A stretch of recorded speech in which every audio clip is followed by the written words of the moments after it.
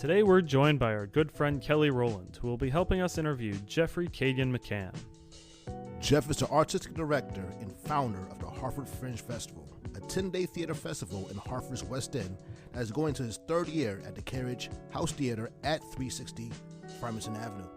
This year's Fringe Fest will feature dozens of acts ranging from theater and dance to stand-up comedy and performance art, and will take place during the last week of October.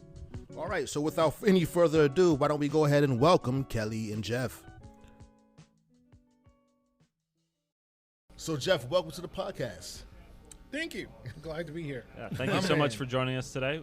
Thank you, Kelly, for joining us as co-host. Absolutely. Happy to be here.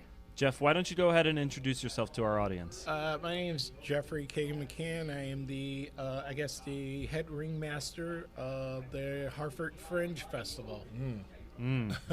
And for our listeners who may or may not know what the Fringe Festival is, could you describe it? Okay, a description of the Fringe Festival. The Fringe Festival is for us, it's a 10-day event here in Hartford at the Carriage House Theater on Farmington Avenue, 360 Farmington Avenue. And it's 10 days of performances. We have theater performances, dance, an opera.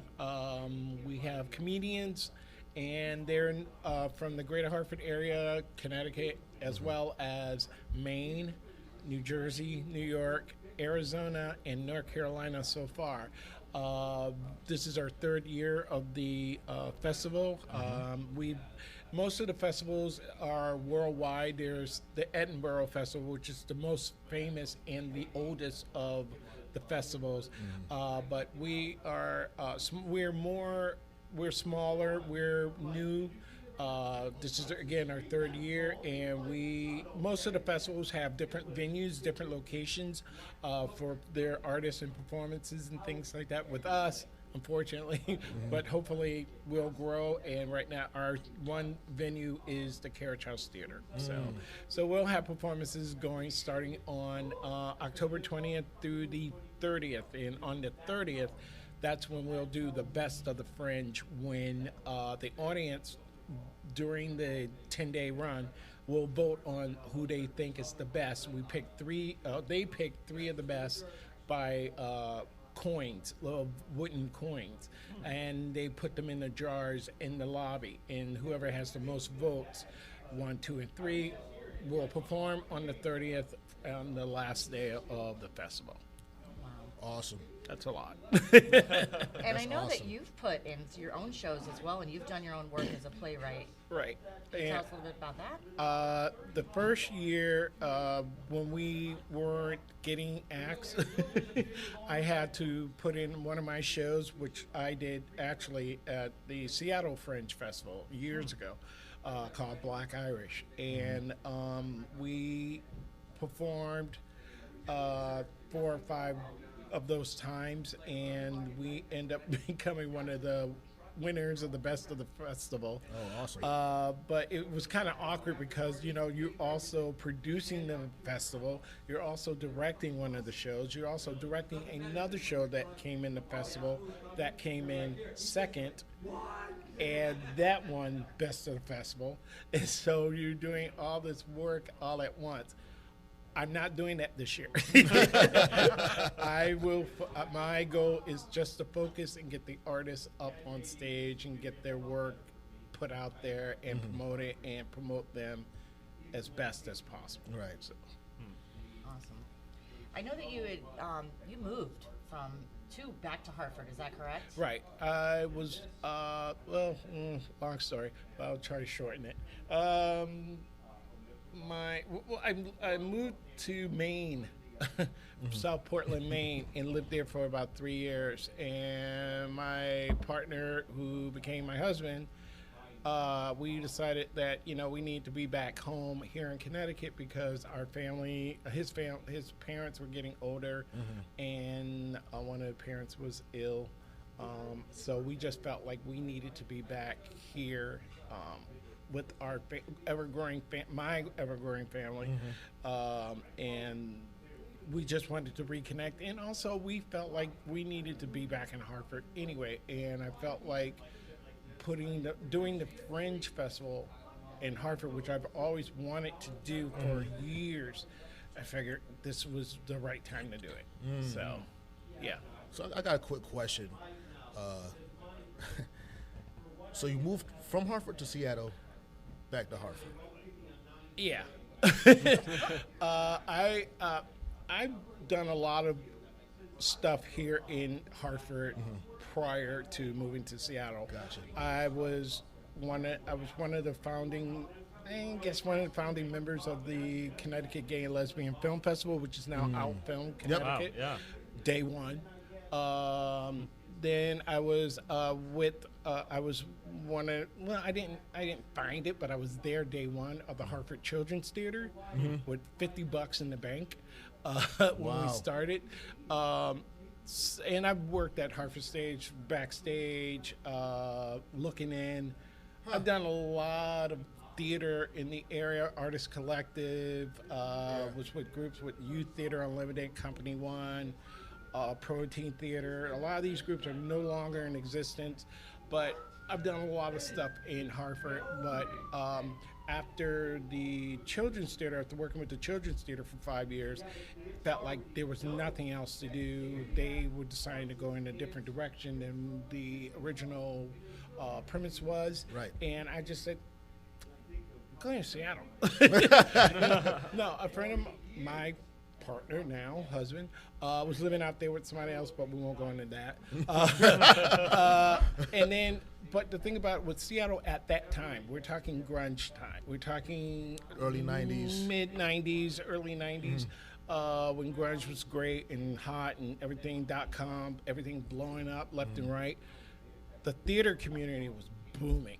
Everybody was moving to Seattle. Plus, the film industry was big. You know, you had Singles, the movie Singles. You had all these TV shows like Medicine Ball. You had all these shows that were being filmed in Seattle. So a lot of actors and stuff were coming in from like North Carolina, Chicago, Arizona, New York. Were all moving, and Portland was part of that. That Portland, Seattle, Vancouver. Northwest. Right, we're filming movies and things like that. So everybody was moving to Seattle. I knew that the theater scene was really booming there.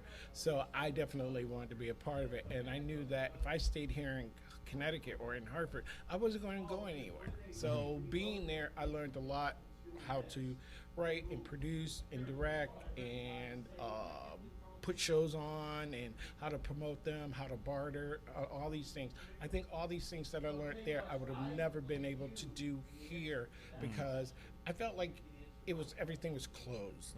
You know, when it came to a lot of the community theaters, a lot of the regional theaters and things like that. And I didn't necessarily go to college. I learned from being a part of theater companies in the area, community theaters, the children's theater and stuff like that. And I just learned that way, and I knew that I wasn't going to be able to get any further in the career because I didn't go to college. Right. So doing what I'm doing now, I'm calling shots, and I'm able to do all the things that I want to do, and I'm learning along the way. I'm not saying that I learned everything, but I'm learning stuff left and right. So yeah. Amazing. So I know that. Correct me if I'm wrong. Is that where you really started writing and doing a lot of your playwright work? Is when you were out in Seattle? No, I actually started here. You started here. I did. My first play was called A Fine Line. It was about racism at our inner city high school. It was about a white student that go to a predominantly black school, and it was loosely based on the Sheff versus O'Neill court case about the desegregation of the equal but separate school education. And so I did that play like 3 or 4 times here, produced it left and right. And then I did it, and then when I moved out to Seattle, it was the very first show that I produced out for the Fringe Festival. We did really well. But I learned a lot of my own working playwriting stuff here in Connecticut. But when I got to Seattle, I really was able to focus and do a lot of writing and was able to feel like a playwright, because a lot of my friends, when we were a part of the Hartford Stage Youth Theater, they had a youth theater way back before the group that they have now, and they were paid They didn't pay them. We were getting paid, and we did shows like Kiss Me Kate, Of Thee I Sing, On the Town, Rebel, Two Gentlemen of Verona, West Side Story, all these like classic shows. But a lot of them have, moved on, moved to New York, and stuff like that, and Broadway and Hollywood. I mean, and stuff. But there was nothing left here per se. Right. So, and I didn't know what I was doing because I moved from acting to dancing into like playwriting. So, all right, so a lot of stuff. We normally ask the question with your origin story. Why theater? And at what age were you like, okay, this is who I am, this is what I'm going to do? 7. I wrote my first. I wrote my first. What I thought was a play for elementary school for Puerto Rican Week. When they had Puerto Rican Week? Yeah. And now they've expanded. And I wrote a play at John C. Clark School. Oh, North End, let's go. North End. For one of the first classes that went there when it opened in 75. Wow. No, not 75, sorry. 71. Oh, wow. Yeah, show my age. But I look good. We don't crack. And so I wrote a play. I did not know anything. So it was about this, it was Puerto Rican Week. So I wrote a play about Puerto Rican Week, and it was taking place on a farm in Puerto Rico. And I made the sets and the puppets and had the cast and stuff like that. So that was my first foray into producing a play, and I didn't know what I was doing, you know. And when you're 7 or 8 or 9, you don't know what you're doing. Yeah. But then I started reading a lot of scripts, didn't know what I was doing. And then it just happened. Just went into acting. I really fell into it. I really liked the performing. I liked making, the audience laugh and all that fun stuff. And then it just went into went into other roles with the Artist Collective and Hartford Stage Youth Theater and some of the other local groups in the area. And then that's how I got into dance. And did that for like 3 years, and then when everybody started graduating and leaving Connecticut, Hartford, and stuff like that, I knew that I wasn't a career dancer or a career actor. So I knew that, and also I felt like I needed to find something that was mine. That was because I felt like I wasn't being taken serious as a performer. So I knew that I could control doing stuff if I was a playwright. Okay. So that's when I fell into playwright, and then that's how my first play was A Fine Line. So, gotcha. Yeah. Awesome. Wow. So, question for you. As far as the Hartford Fringe Festival goes, and you coming back here from Seattle and inspiration, what is, if you were to say, kind of like the overall goal and like the love that you have for Hartford, why Hartford? Why not? Hey. Why not? I mean, that's kind of the question that I got. Why people were saying, why the Fringe Festival? Why Hartford? Why not? Why, Hartford can support something like this. If you can support the Jazz Festival, you can support the West Indian parades and the Puerto Rican parades and all these other events in town. Why can't you support something that's theater oriented or performance oriented?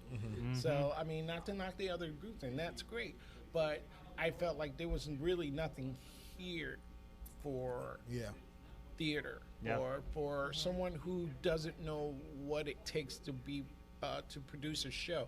And the thing about the Fringe Festival, it is an open opportunity for somebody who may have had a script sitting in their desk from college and always wondered why, I wonder what this play would be like if I produced it. This gives them the opportunity and affordable compared to some of the other Fringe festivals in the country that charges you $500 to the festival and stuff like that. We are affordable. We may not have all the bells and whistles as the other groups, but at least we're getting your work up on stage, or you're getting your work on stage. It could be a workshop production, it could be a polished production, but if you get to see it on stage, and you get to get the reaction from the audience and the critiques and whatever. Important. Right. Because if it's a work in progress, at least with the work in progress, you see it on stage. And if you decide that you want to take it and go somewhere else with it, you can do the rewrites and all that other stuff and find out what, and then hear the feedback from the audience and see, what works and what doesn't work. Right. So that's the one main thing about the Fringe Festival is we want to give people opportunities, but we're not wealthy or we have a big budget or anything like that, so it's not like we could do a lot more things like put you up or pay you a stipend or anything like that. Right. This is a nuts and bolts grassroots kind of thing. So we do what we can. I mean, that's what theater is usually all about. I mean, if you want to be paid, for being here and stuff like that, you got to find some other. But because we not it. Right. So I remembered during the pandemic. Was that when the Hartford Fringe Festival was like kicking off? Right when it was the year? Was it the year after? Year before. Year before. We started in 2019, putting everything together, and we decided, and we did virtual the second year, which I was not happy about because I felt like I like to be interactive with the audience. I felt like that's where you can express yourself and they can get a feel for the audience and the sounds of the laughs or whatever from the audience, and then we took the third year off to reorganize stuff to get structural better, and then that's when we said, and hopefully the COVID would be over, or at least partially over or whatever. And so we felt like that gives us more of a time to do all the things that we wanted to do for the festival.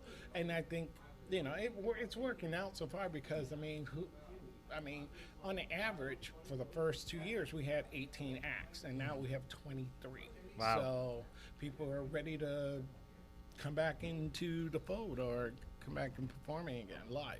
All right. So speaking of that, what can we expect from this year's festival? When can we find out who these 23 acts are going to be? Soon. Look, here's the thing. When you're trying to schedule 23 acts, and then you have to hear some of we would like if we can perform this day or this day because I got this person and it's mind-blowing. So we will be announcing soon. Okay. But several of the acts are I can give you some of the names. We have several acts from Hartford, which I'm really happy about because that was kind of the negative thing about people were saying there weren't more people from Hartford, and I'm like, now we do. We have Ruby's Realm, which is a local theater group in town. They're doing a show. We have Rob Santos. He's going to be in it. Raggedy Rob. Nice. We have from West Hartford. We have the New England Ballet Theater Company from West Hartford. We have Renegades reading. They're from West Hartford. They're doing Jacques Lemaire's new play, reading his new play. Who else? There's Frances Sharp, who is a local theater actress who's been around. She was my teacher, and in elementary as well as in high school at Weaver when I went to Weaver. Didn't graduate from there, but I went to Weaver. But we have a lot of great acts this year, and I'm really excited. And like 7 acts from Hartford, Nice. particularly. Wow. So yeah, That's So we're awesome. That's still- very exciting. That's Yeah. exciting stuff. Yeah. Exciting. Y'all listen to that. Yeah, hear that, right? Yeah. Hartford acts are being on the Fringe Festival, so come on out. Definitely, because we were just floored when people were saying that they also felt it wasn't as diverse. But this is we got diversity. We Right. got some acts. We got a group called the Lexington Players of New England, and they are doing the Mountaintop, which is an hour show based on Martin Luther King's last day. Wow. Oh. Or before his assassination. It's we're all over the place. We're all over the place. So we're representing. Hey. So So what do we do to get our tickets to come to this show? How does that work with the process? That will be online. Okay. We'll be starting to sell tickets in September 1st, and you'll be able to get tickets right now. We are still working on that. But we're hoping to do an All Fest pass too. So if you buy like a pass, you'll be able to see like maybe 10 shows. So hopefully affordably. Is that a word? Affordably? It is Now. Trademark. You heard it here first. But yeah, we have a lot of great shows. And we hope to build on that, and we hope to build on opening up other venues for next year. But this has been really great so far. So right as of now, it's 23 acts. So from now until September, October, you just Right. So let's just say 23 acts now. Yeah. I think I'm gonna have to take the week off of work and just camp in the theater Right. probably at this point. All right, so Hartford Fringe Festival is a nonprofit. Yes, it is. So that means that you need both volunteers and donations, I would assume. Yes, we do. So how can our listeners help you in both of those regards? Well, you can, if you want to volunteer, you can go to our email. It's peerwaterproductions@gmail.com. Or if you want to donate, we have a donation page. You would have to go to peerwaterproductions.org, which is the producers. We're the Peerwater Productions is the name of the company. And we're the producers of the Hartford Fringe Festival. And so there are tabs on there for donations on either page. So you can go to the Hartford Fringe Festival page also.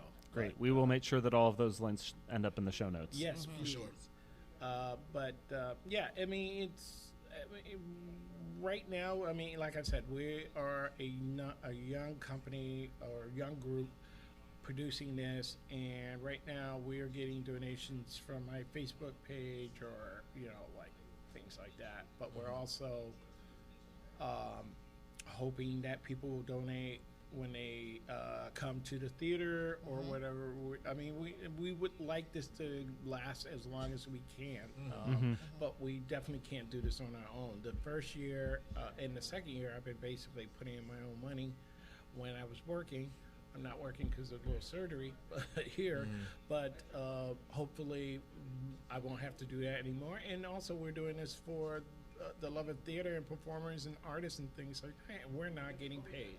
So you naysayers out there who think that why are we charging to do this is because what we're doing is we're paying for the insurance of the theater, we're paying for the publicity, marketing, and we're also performing for a theater space that you can have, because these you can't just walk into a theater and think that you can afford.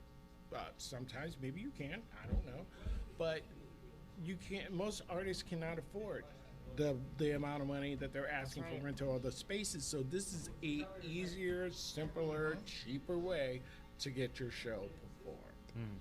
And you basically, the risk that you're taking is you're paying for 1 or 2 or 3 shows. We are taking a 30% cut of the door, and that goes back into the theater. That goes back into producing it for next year or whatever. And we the staff, which is right now up 2, are not getting paid. So we're doing this because we love theater. We hope maybe that'll change down the line. But right now, we're doing this because we love theater. We love performers. We love artists. We love everything about when it comes to the performing arts. So Now, I'd like to say thank you for what you're doing for the city as well. Yeah. This labor of love is 100%. and that's why it's really important to try to get the Fringe Festival out, because people don't know what it is. Right. That first year when we were trying to promote it, people thought that the entry fee, the $25 registration, was too much. They thought that $175 was too much. And the thing about it is, it's cheap compared to if you tried to rent these theaters by yourself. Right. So we're trying to, and also sometimes it's difficult to get insurance because you have to have the paper to say we're insured, and it's just, we cut all that. right. Right through the red tape. Right, we cut all that, and also you're paying just a small fee to do it, and people, and maybe it is too much for people. I don't know, but we give you enough time to try to get the funding that you need when we open the application line to when we close it. So we gave like 2.5 months, 3 months. Right. So, and we still will work with you, but you have to gotta get it to us soon, because that money goes into helping, getting the publicity going and whatever else. So, Yeah. but yeah. I think it's amazing that we have this platform now where we get to have other artists connecting to each other, which is I haven't seen that in a while. I think the pandemic kind of definitely put a halt on that. Right. And I think that that's pretty amazing. Shake hands and rub shoulders with the comedian's going to talk to the Shakespearean. Right. And it's going to be. But we're still taking precaution. We're not saying it's gone, the whole pandemic. Right. But, we're going to be taking precautions with the theater. Okay. And with the mask or option or whatever.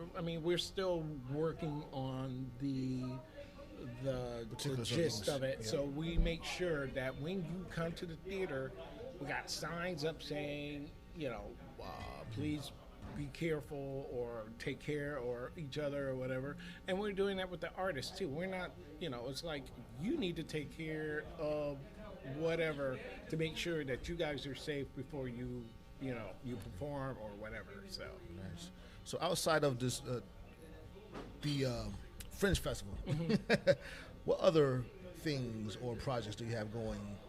Right now, it's just basically our focus right now is just getting this up.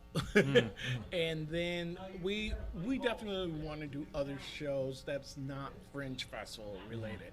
This is just right now the biggest project right now. And we've been trying to do other shows since last year, to line them up and things like that. But right now, I think our main focus is the Fringe Festival. We eventually would love to do other shows and get that going.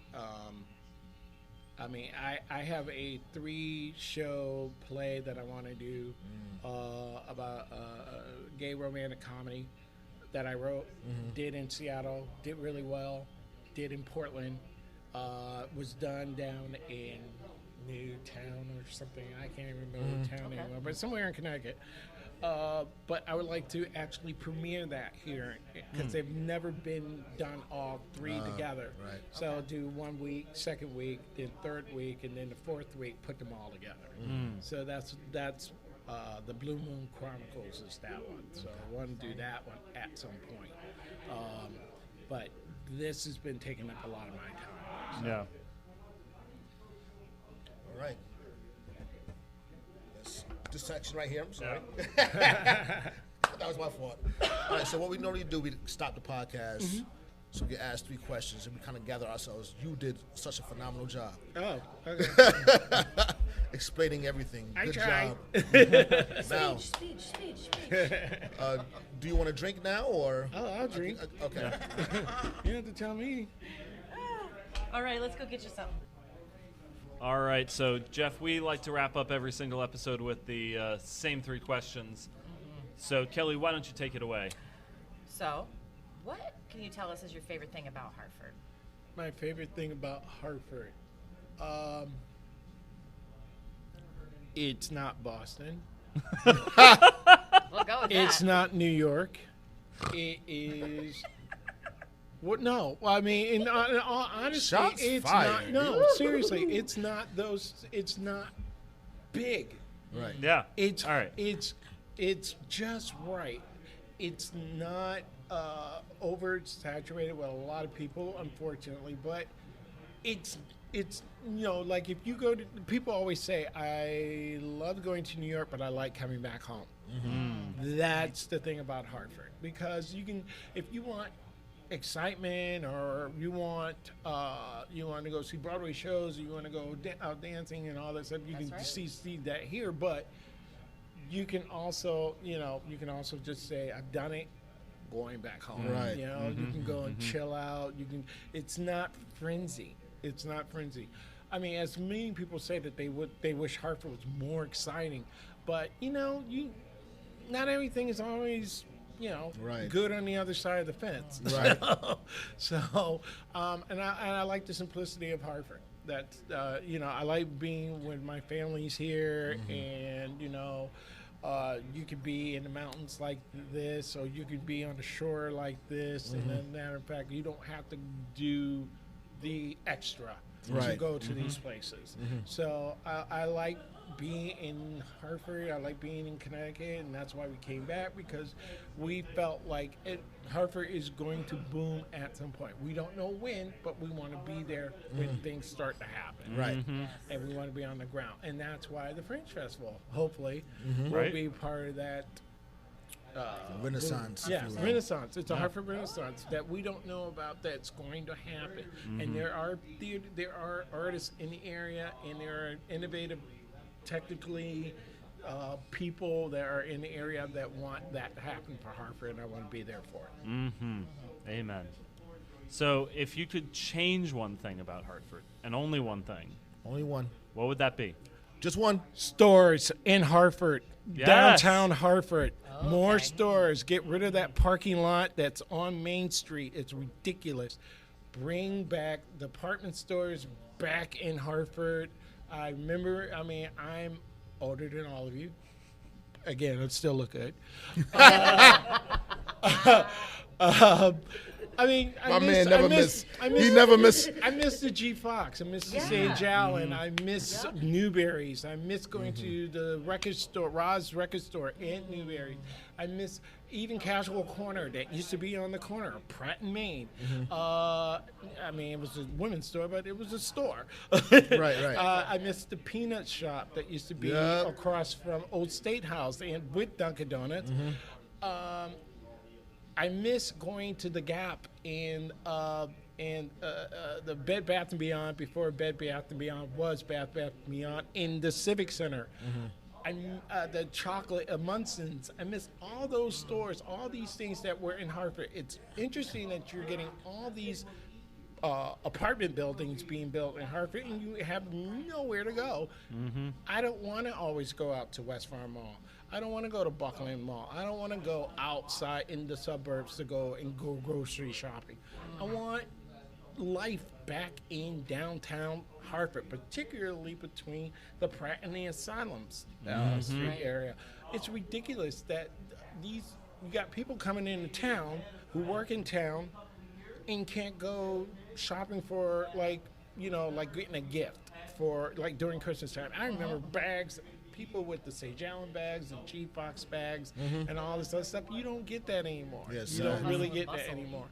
And get rid of the Burger King downstairs. Down there. So, but overall, department stores, grocery store, something back in Hartford. Get that life back into that part of Hartford.